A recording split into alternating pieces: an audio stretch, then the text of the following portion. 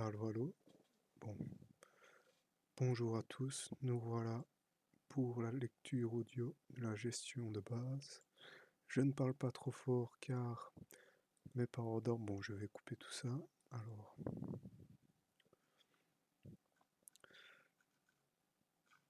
gestion de base. Esprit d'entreprise et compétences entrepreneuriales. 1. Le profil entrepreneurial. L'esprit d'entreprise est à la disposition d'esprit qui conduit un individu à relever des défis et à devenir acteur de son avenir professionnel. Cette disposition s'exprime par les qualités entrepreneur- Cette disposition s'exprime par des qualités entrepreneuriales qui peuvent être classées en compétences et attitudes liées à l'esprit d'entreprise. En tant qu'entrepreneur, vous devez développer et mettre en œuvre un certain nombre de compétences intellectuelles, personnelles, sensibles et relationnelles. Les compétences et capacités suivantes caractérisent un bon entrepreneur. Savoir communiquer, savoir négocier, savoir planifier et organiser, avoir une connaissance de soi et être capable de s'auto-évaluer, être créatif, être capable d'adopter une attitude positive, être optimiste, avoir suffisamment de sens des responsabilités, être persévérant, être capable de rechercher et de traiter des informations, avoir un esprit d'équipe, respecter les collaborateurs, agir de manière autonome, avoir suffisamment de confiance en soi, oser prendre des initiatives et des risques, être souple. Disposer de ces compétences, ou du moins être prêt à les développer, dans une certaine mesure, est une exigence fondamentale pour tout à chacun qui souhaite lancer un succès d'entreprise. Le tableau reprend de manière plus détaillée les significations d'un certain nombre de compétences entrepreneuriales. Compétences, signification, disposition sous-jacente ou attitude. Premièrement, la confiance en soi. Signification, se sentir capable de faire quelque chose, se percevoir positivement, être fier de ses réussites, miser sur des aptitudes, ses habilités et ses compétences, être certain de ses possibilités, exprimer son point de vue même s'il diverge de l'opinion généralement véhiculée, reconnaître ses forces et ses faiblesses, accepter les échecs et en tirer des leçons. Confiance en soi et locus de la contrôle interne. Disposition des attitudes sous-jacentes ici. Confiance en soi et locus des contrôles internes. Estimer qu'on peut atteindre ses buts grâce à sa compréhension, sa compétence et son habileté. Juger de son efficacité personnelle suite à ses réussites. Ensuite, compétence, la motivation. Signification, vouloir entreprendre quelque chose. Désirer en savoir davantage, se féliciter de l'avancement du projet, avoir l'esprit d'initiative, apporter de nouvelles idées, rester enthousiaste dans la réalisation d'un projet et continuer malgré les embûches, s'autodiscipliner et faire un peu plus d'efforts, développer le goût d'apprendre. Disposition attitude sous-jacente, se fixer des buts présentant un certain niveau de difficulté, avoir le goût du défi et anticiper le plaisir de la réussite.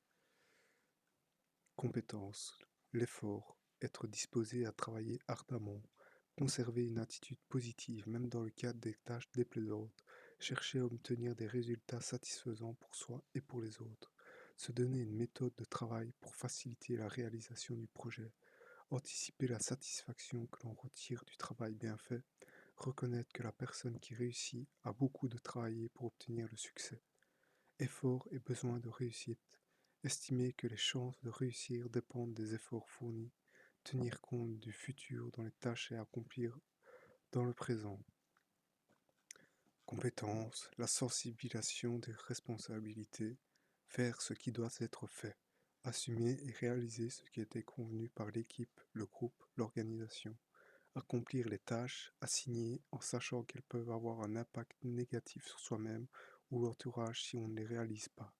Classer les différentes tâches par ordre de priorité et déterminer les étapes de leur réalisation. Être reconnu pour ses capacités à mener et à terme les tâches dont on est responsable.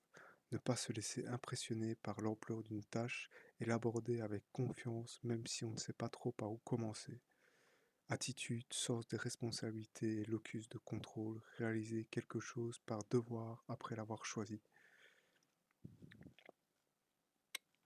Il y a beaucoup de tableaux, hein. Allez, bonne chance. L'initiative, passer à l'action, transformer un problème en action, à entreprendre. Ne pas se laisser figer par la situation. Poser des questions, chercher différentes manières de faire, être partant à donner l'exemple, assumer un certain leadership, être à l'affût de bonnes occasions. Initiative de locus de contrôle. 3, hein, je vais dire 1 pour les compétences, 2 pour celui du milieu et 3 pour le troisième. Penser qu'agir augmente ses chances de réussite. Penser qu'on peut apprendre par l'action. Penser qu'il vaut mieux d'affronter la réalité que l'ignorer. 1. La persévérance. 2. Terminer ce qui a été commencé. Faire preuve de constance dans ce qu'on entreprend. Inscrire son action dans la durée, la mener à terme. Persévérer jusqu'à l'obtention de résultats satisfaisants. Démontrer sa capacité à poursuivre un projet jusqu'à ce qu'il soit réalisé. Surmonter la frustration, les problèmes rencontrés et poursuivre l'objectif initial malgré les embûches. Persévérer et perspective temporelle. Donner relativement plus d'importance à l'avenir qu'au présent. Pouvoir faire la différence entre loisir et travail en eau 3.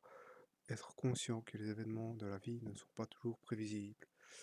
1. La solidarité. 2. Collaborer en vue d'un but commun. Se sentir responsable des choix et des décisions du groupe ou de l'organisation. Partager des buts communs et collaborer leur réalisation. Être compréhensif envers les collègues de travail. Être attentif aux sentiments des autres et le soutenir quand ils rencontrent des difficultés. Participer à bon gré à une corvée. Introduire un nouveau membre dans le groupe à faciliter son intégration. 3. Solidarité et besoin de réussite. Croire que l'on est, croire que l'on est une ressource pour les autres. Prendre conscience que les autres peuvent apporter quelque chose. Estimer qu'on peut atteindre ses buts grâce à son efficacité personnelle et grâce aux relations respectueuses, même cordiales, établies avec les autres. L'esprit d'équipe. 1. 2. Concrétiser une action en synergie avec les autres. Agir avec d'autres d'une manière concertée. Travailler avec d'autres en tenant compte des responsabilités de chacun.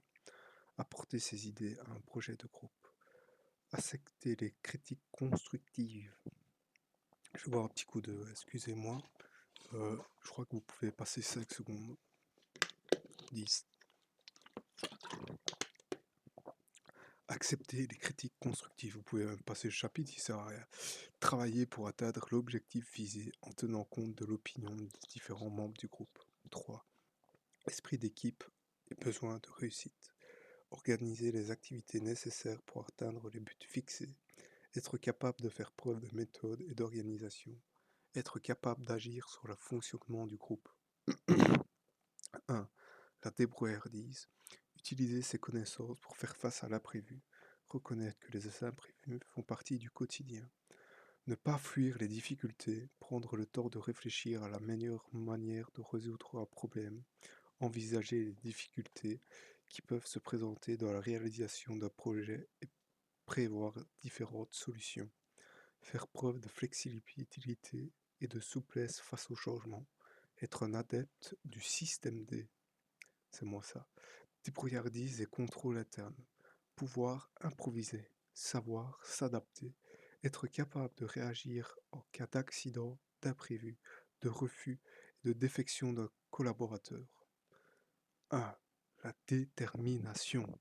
Se concentrer sur l'objectif à atteindre.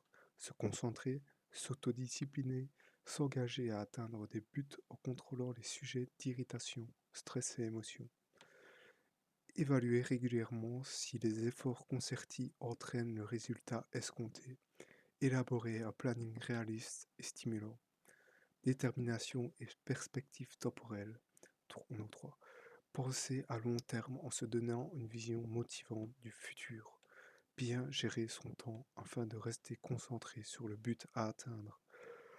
Savoir que faire son possible ne suffit pas, qu'il faut se fixer des priorités et ne pas se disperser. être capable de surmonter l'épuisement. 1.2. Donc on est aux phases suivantes. Détermination de l'activité et stratégie, des facteurs de réussite et des risques du projet. Le choix d'une idée de création d'une entreprise dans un secteur déterminé peut provenir de différentes sources. Un rêve d'enfance, une opportunité qui se présente fortuitement, une analyse du besoin d'un marché, une intuition, une information provenant d'un groupe d'amis. Quelles que soient les origines de l'idée, il est toujours important de se documenter davantage sur les secteurs concernés, le niveau de la concurrence et la valeur ajoutée générée par les produits ou services qui vont être mis sur le marché. Le chef d'entreprise est toujours maître de sa propre destinée. Personne ne peut décider à sa place, sauf l'État, évidemment, sinon il ne vous prendrait pas la moitié de ce que vous gagnez. Les facteurs de réussite ou de risque d'un nouveau projet ou d'une nouvelle entreprise sont aimer ce que l'on fait et pouvoir transmettre cette passion, être solide psychologiquement et moralement, bien appréhender le secteur dans lequel on se lance, maintenir une qualité constante de produits ou services, disposer d'un environnement personnel favorable, bien évaluer et respecter les délais de la réalisation de son projet, maîtriser les coûts et les prix de vente, élaborer un plan d'affaires réaliste, contrôler les investissements, contrôler les stocks, prêter une attention particulière à la trésorerie, disposer d'un réseau de conseillers et partenaires. 1.3. Innovation. Innover consiste à créer des conditions et des circonstances permettant de dégager une nouvelle opportunité et de prévoir les moyens nécessaires à cette fin. Le fait que votre produit, activité soit innovante détermine en grande partie le succès de l'entreprise. Toutefois, l'innovation ne doit pas être une fin en soi. Dans ce processus, le développement et la pérennité de l'entreprise doivent toujours constituer l'objectif primordial pour les petites entreprises. L'innovation est également un facteur de réussite important. L'innovation n'est pas nécessairement liée aux aspects techniques de votre produit ou de votre service. L'amélioration de l'offre de produits et de services ainsi qu'une amélioration constante de l'organisation constitue déjà en soi un premier pas vers l'innovation. Le genre d'innovation à mettre en œuvre dépendra donc du secteur d'activité dont fait partie votre entreprise. 1.4. Partenariat. Le candidat créateur, l'entrepreneur est souvent trop isolé, même si on constate une polyvalence dans les compétences d'un grand nombre de chefs d'entreprise. Il est très important de se faire conseiller, et ce, dans tous les domaines. Cette assistance peut être assurée par le secteur public, incitant financier prime à l'embauche, que par le privé, expert dans les domaines de la finance, du droit, du marketing. Les associations et unions professionnelles offrent à leurs membres un panel de services qui peut s'avérer fort utile. Le partenariat inter-entreprise est un concept qui se développe de plus en plus dans les différents domaines de la gestion d'entreprise pour faire bénéficier les petites entreprises naissantes de l'expérience d'entrepreneurs plus expérimentés. Alors, on va mettre pause. Vous m'excuserez, mais je ne trouve pas comment mettre pause sur mon enregistrement. Ça, c'est pas pratique. Alors, chiant. C'est chiant, ça. Voilà. Moment qui ne sert à rien. Je vous prie de m'excuser. Alors, on va trouver ça ensemble, hein. Alors, démarrer, non. Tout non plus. Pou non plus. Aïe, aïe, aïe, aïe, aïe, aïe, aïe. Bon, ben, je vais juste boire un petit coup d'eau et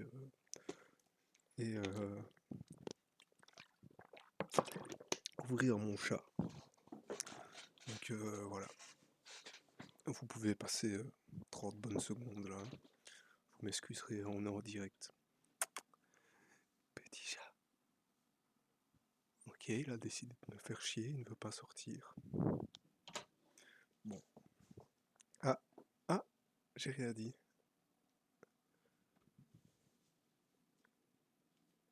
Il prend son temps. Ok, il est sorti. J'arrive.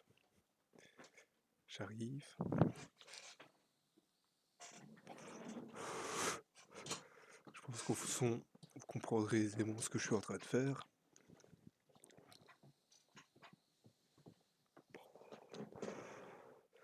Passer.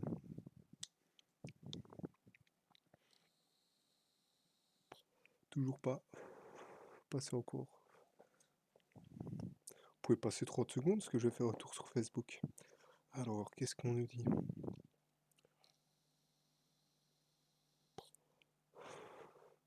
Si vous voulez tout savoir, je suis en train de regarder un Indien qui fait des trous dans les murs.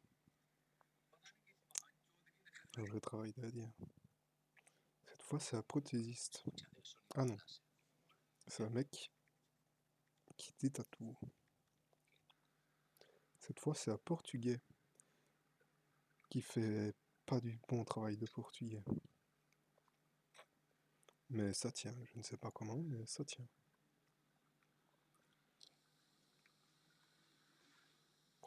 Ah, toujours pas. Passez.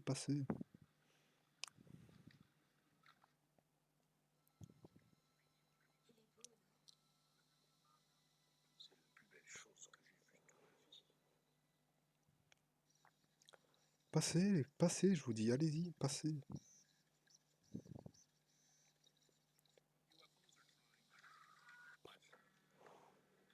Là, vous passez encore 20 secondes et normalement, je suis là.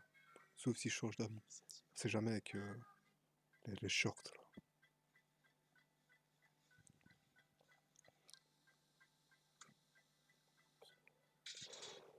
Parce que le truc, c'est qu'à force de parler tout bas, j'ai mal à la gorge. Là, j'ai des courbatures carrément. Enfin, pas des courbatures, j'abuse, mais vous avez bien compris.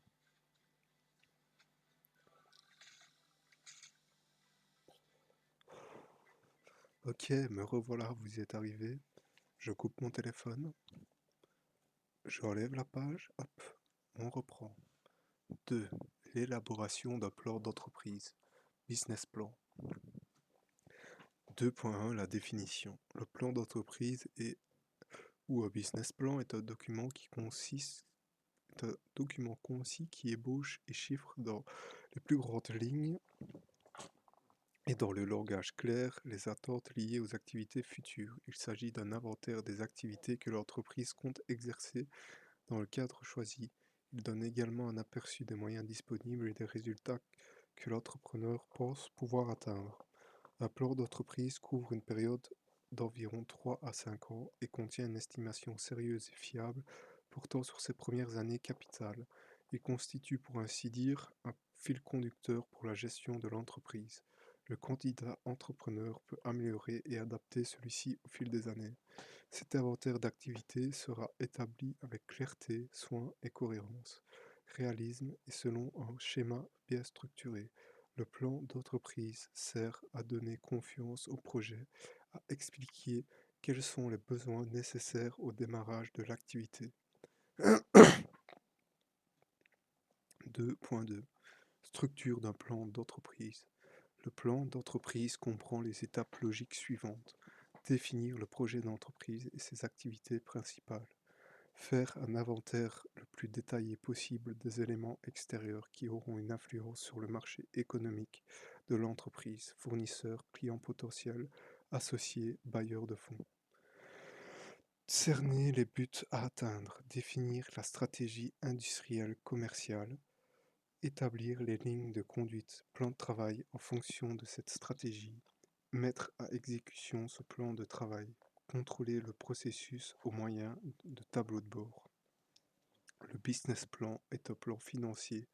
Ne sont pas seulement prévus par la loi, ils sont également exigés par les organismes financiers. Lorsque l'entreprise débutante est à la recherche de financement, ces plans permettront aussi de suivre à la trace le démarrage à la vie de l'entreprise, de faire plus facilement face à des imprévus qui peuvent perturber la saine gestion et de mesurer la stratégie mise en place. Un plan d'entreprise élaboré avec soin comporte des précisions relatives aux aspects suivants par rapport à l'entreprise, ce sont ses buts, sa place par rapport à la concurrence, sa ressource humaine, connaissances et compétences en matière de management de gestion personnelle, ses brevets, concessions d'exploitation, sa forme juridique, sa morphologie financière, participation, financement supplémentaire, dépendance d'une maison mère. Par rapport aux produits et services, l'inventaire de ceux-ci, l'inventaire des produits concurrents, le type de clientèle et de fournisseurs, les informations sur des produits et des services similaires au marché. Par rapport aux méthodes de travail et procédés de production et d'exploitation, les informations sur la durée de vie escomptée des produits et services. Par rapport à l'information juridique, les circonstances juridiques et administratives auxquelles l'entreprise sera soumise, des législations européennes, fédérales et régionales d'application, des législations environnementales d'application, l'analyse quantitative du chiffre d'affaires, gros point, l'analyse quantitative, petit point, du chiffre d'affaires envisagé et la marge brute du fonds de roulement et du besoin du fonds de roulement, du plan d'investissement, des diverses ressources de financement, des frais fixes et variables, des frais personnels, des éléments nécessaires à l'élaboration du plan de trésorerie. Ce n'est qu'après avoir établi soigneusement et en toute connaissance de cause le contenu de ce business plan que l'on pourra entamer avec toutes les chances de succès final l'élaboration d'un plan financier. Le plan financier sera une transposition en chiffres des données du business plan pour, in fine, aboutir à une estimation correcte d'un ensemble financier couvrant les premières années de l'entreprise. Les plans financiers reflètent ainsi une estimation réaliste de la gestion financière et des résultats estimés de l'entreprise année après année. Le plus souvent, un comptable ou un professionnel du chiffre peut être sollicité en vue d'établir celui-ci. 3. La création d'entreprise. 3.1. Le travailleur indépendant. Définition. L'indépendant est un travailleur qui exerce son activité professionnelle en l'absence de tout lien de subordination. Cela signifie qu'il est libre de choisir son horaire de travail et que ses revenus sont principalement en fonction de sa motivation et de son travail. Les caractéristiques du travailleur indépendant sont les suivantes. Il s'agit toujours d'une personne physique, une personne morale, société, et un être juridique abstrait qui ne peut agir que par l'intermédiaire d'une personne physique.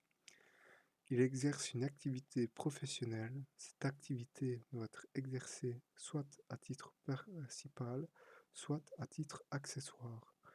Il n'est pas soumis à un contrat de travail, contrairement à l'employé qui est soumis à l'autorité, au pouvoir décisionnel et au contrôle de l'employeur.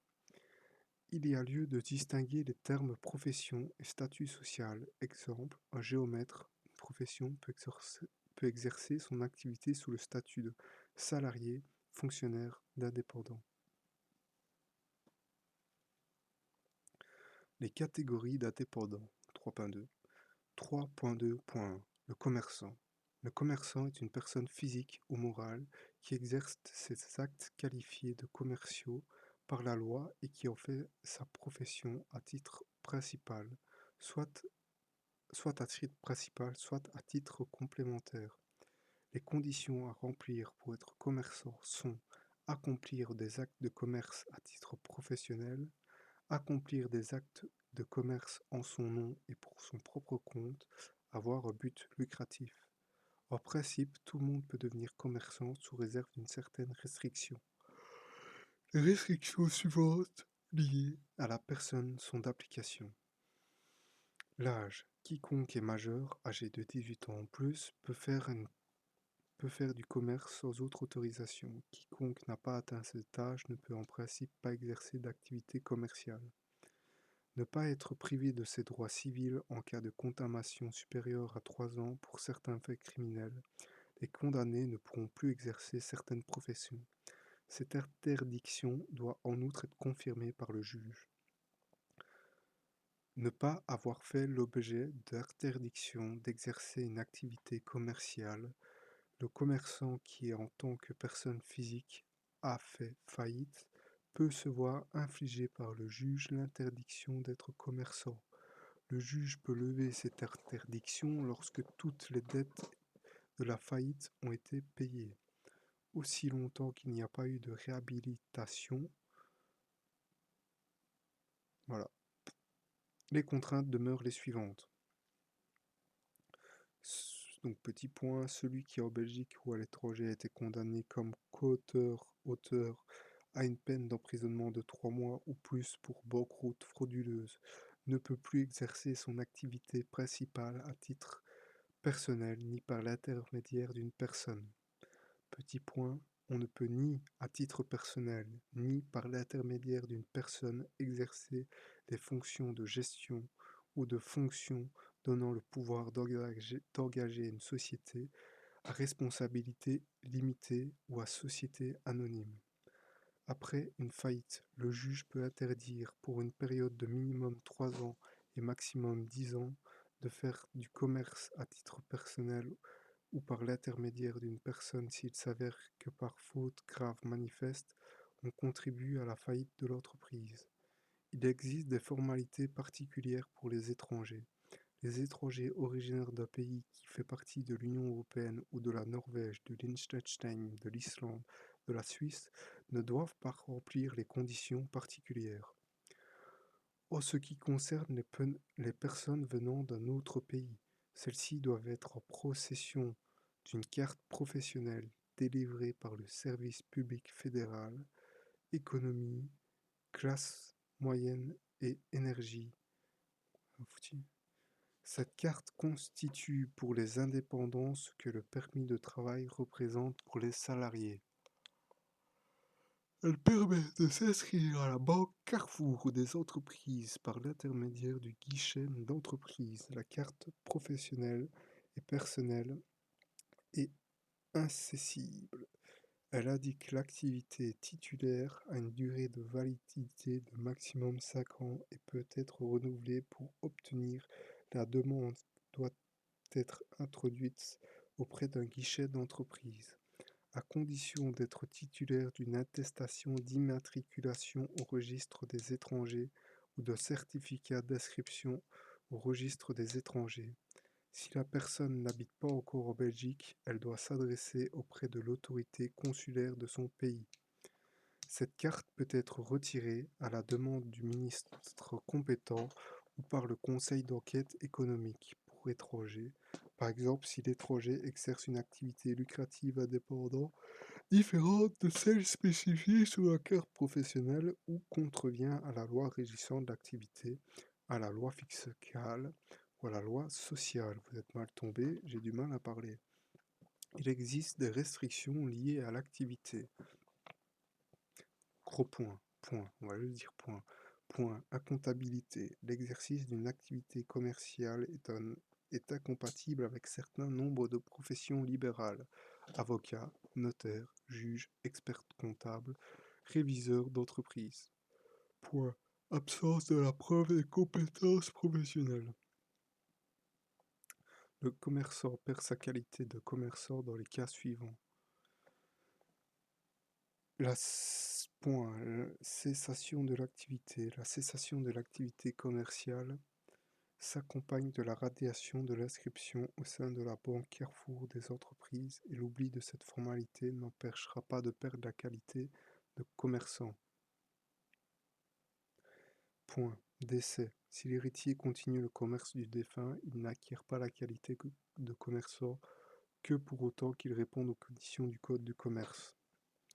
3.2.2 Les artisans. Les artisans prestent des services sans livraison de marchandises. Par exemple, un jardinier, c'est moi, enfin, pas juste un simple jardinier, un laveur de vitres, un peintre pâtisseur, tapisseur, ça peut être bien aussi peintre pâtisseur. La loi du 16 janvier 2003 portant création de la banque Carrefour des entreprises établit toujours la distinction entre entreprise commerciale et l'entreprise artisanale. Une coiffeuse, une esthéticienne sera très souvent commerçant. puisque dans les très grandes majorités de cas, il ou elle proposera un service, proposera en plus de ces services la vente de produits. La distinction n'est cependant pas sans conséquence, étant donné que l'artisan, contrairement au commerçant, tombe dans la juridiction du juge civil. Les entreprises artisanales sont bien évidemment également enregistrées à la Banque des carrefours des entreprises.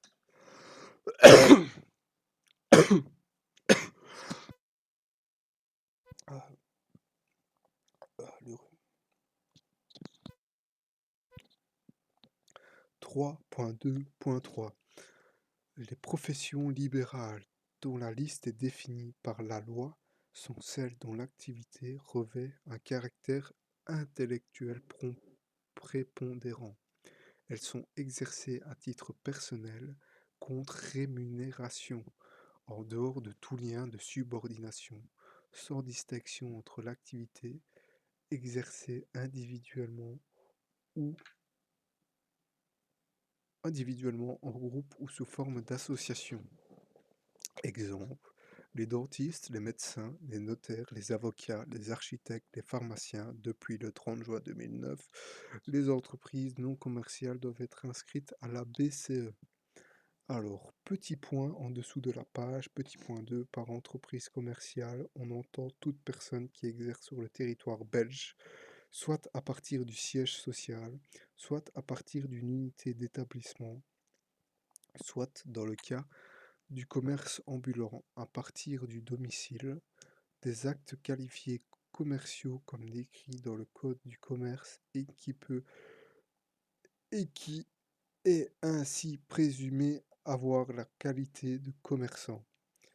Par entreprise artisanale, petit point 3, on entend une entreprise créée par une personne privée qui exerce habituellement en Belgique en vertu d'un contrat de prestation de services, principalement des actes matériels ne s'accompagnant pas d'une livraison de biens ou seulement à titre occasionnel, et qui est ainsi présumé avoir la qualité d'artisan.